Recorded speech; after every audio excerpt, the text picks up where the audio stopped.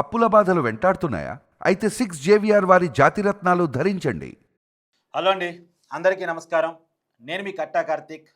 జనసేన అధినేత Andhra Pradesh deputy CM Pawan Kalyan మీద YCP నాయకులు కేసు పెట్టారు. కేసు మీన్స్ కంప్లైంట్ ఇచ్చారు. ఇంకా ఎఫ్ఐఆర్ నమోదు కాలేదు కానీ వాళ్ళైతే కంప్లైంట్ ఇచ్చారు. తాడేపల్లి పిఎస్లో వాళ్ళ కంప్లైంట్ ఇచ్చారు. వాళ్ళ కంప్లైంట్ని మీకు వివరించే ప్రయత్నం చేస్తాను. వాళ్ళు ఇచ్చిన కంప్లైంట్ ఏంటి అంటే, పవన్ కళ్యాణ్ బహిరంగంగా వైసీపీ కార్యకర్తల మీద దాడి చేయమని రెచ్చగొట్టేలా మాట్లాడాడు.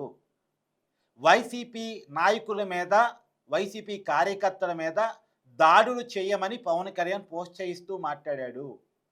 పవన్ కళ్యాణ్ బహిరంగంగా రెచ్చగొట్టాడు జన సైనికులని, కూటమి కార్యకర్తలని, వైసీపీ కార్యకర్తల మీదకి అనేది వాళ్ళ కంప్లైంట్ సారాంశం. ఆ కంప్లైంట్ ఇచ్చిన తర్వాత మీడియాతో కూడా వాళ్ళు మాట్లాడారు. మీరు పేరు నాని రెచ్చగొట్టే మాట్లాడారని కేసు పెట్టారు కదా, అరెస్టు చేయడానికి కూడా రంగం సిద్ధం చేసుకున్నారు కదా, అలానే నల్లపరెడ్డి ప్రసన్న కుమార్ రెడ్డి మీద కూడా కేసు పెట్టారు కదా, విచారిస్తున్నారు కదా, అలాగే పవన్ కళ్యాణ్ మీద కూడా కేసు పెట్టి విచారించండి, అరెస్ట్ చేయండి అంటూ వైసీపీ నాయకులు మీడియాతో మాట్లాడారు. ఇంటికి పవన్ కళ్యాణ్ ఏం మాట్లాడారు? నిజంగానే పవన్ కళ్యాణ్ రెచ్చగొట్టేటట్టు మాట్లాడారా? పవన్ కళ్యాణ్ వైసీపీ కార్యకర్తని కొట్టమని, చితగా బాధమని, దాడులు చెయ్యమని ఏమైనా మాట్లాడారా? ఒకసారి పవన్ కళ్యాణ్ గారి కామెంట్స్ మీకు వినిపించే ప్రయత్నం చేస్తాను. సోషల్ మీడియా కామెంట్ కి దీనికి నలిగిపోకండి. అట్లా మీకు దమ్ముంటే తిరిగి కొట్టండి. ఎట్లా దాడి చేయాలి అలా చేయండి. Negative aspects this is not about Pawan Kalyan. So Pawan Kalyan comments మీరు విన్నారు కదా, మళ్ళొక్కసారి కూడా వినిపిస్తాను, ఒకసారి వినండి. సోషల్ మీడియా కామెంట్ కి దీనికి నలిగిపోకండి. అట్లా మీకు దమ్ముంటే తిరిగి కొట్టండి. ఎట్లా దాడి చేయాలి అలా చేయండి. Negative aspects this is not about Pawan Kalyan. So మీరు క్లియర్గా వినాలని ఒకటికి 2 సార్లు వినిపించాను. పవన్ కళ్యాణ్ చెప్పదలుచుకున్న పాయింట్ ఏంటంటే, హరిహర వీరమల్లు అని పవన్ కళ్యాణ్ సినిమా ఇటీవల రిలీజ్ అయింది. ఆ సినిమా మీద వైసీపీ సోషల్ మీడియా ఒక రకంగా అటాక్ చేస్తూ ఉంది.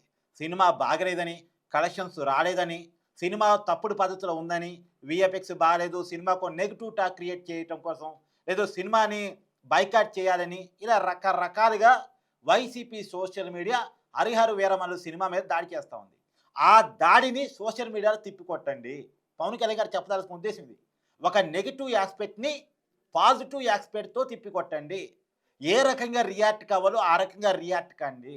సోషల్ మీడియాలో మన మీద జరుగుతున్న దాడిని ప్రతి దాడితో తిప్పికొట్టండి అని పవన్ కళ్యాణ్ గారు చెప్పదలుచుకున్నటువంటి మాట.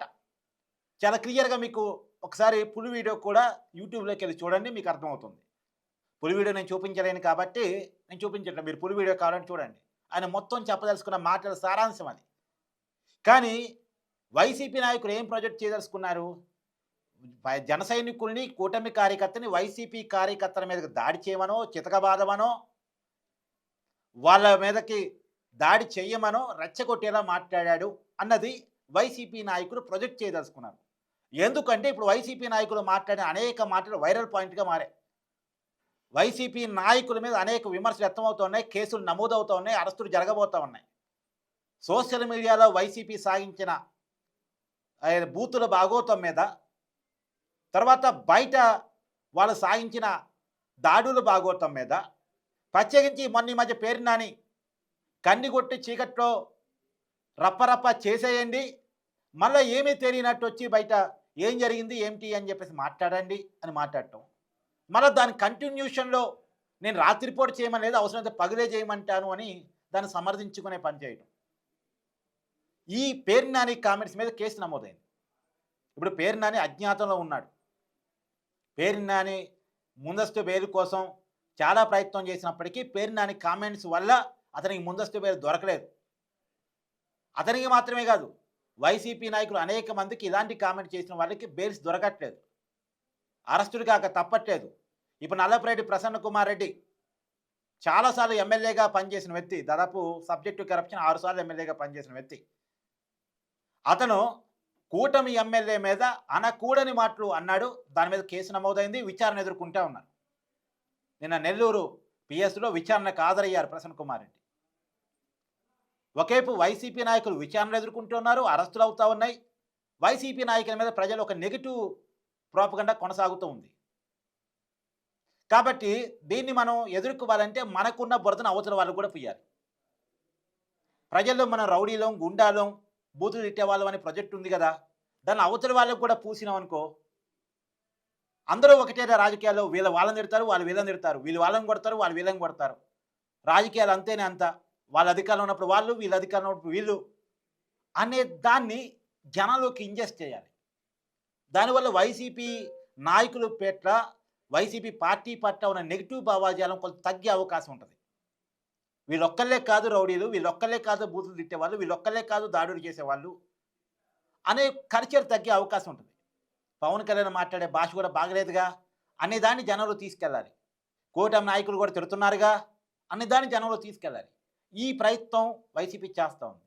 అందుకనే నిన్న తాడేపల్లి పిఎస్లో వైసీపీ నాయకులు కంప్లైంట్ పెట్టారు.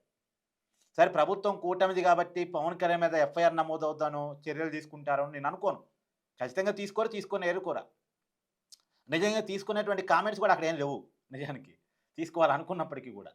సో వైసీపీ నాయకులు నేను చెప్పడం, ఒకరి కంప్లైంట్ ఎఫ్ఐఆర్ కాకపోతే మేము లీగల్గా వెళ్తాం, వెళ్ళొచ్చు లీగల్గా వెళ్ళే రైట్ వైసీపీకి ఉంది. కానీ లీగల్కి వెళ్ళి ఏం చెప్పుకుంటారు? ఆ కామెంట్స్ ఎవరికి అర్థం కావు. జనాన్ని ఏదో భ్రమల్లో పెట్టడానికి తప్ప ఆ కామెంట్స్ చాలా క్లియర్గా ఉన్నప్పుడు కోర్టులు అర్థం చేసుకోలేవా? న్యాయానికి అర్థం కావనుకుంటున్నారా? అది వైసీపీ నాయకులు తమకు తాము అర్థం చేసుకోవాలి. కానీ వైసీపీ నాయకుడికి ఒక రాటే ఉంది. ఆ నాయకులు ఆ వ్యాఖ్యలో తప్పు లేదన్న విషయం వైసీపీ నాయకులకు కూడా తెలుసు. కాకపోతే దానికి తప్పు పుయ్యాలి.